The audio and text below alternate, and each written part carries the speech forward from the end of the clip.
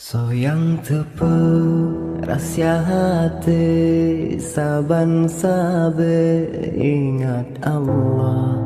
Soyang tepuk rahsia hati, genta badannya ke Allah. Banta tepuk rahsia hati, dalam sirru kalam Allah. Sinantikan kuyut hati, pada kali tubuh hilang. Allah, Allah, Allah, Allah, yang pokaram pojaya.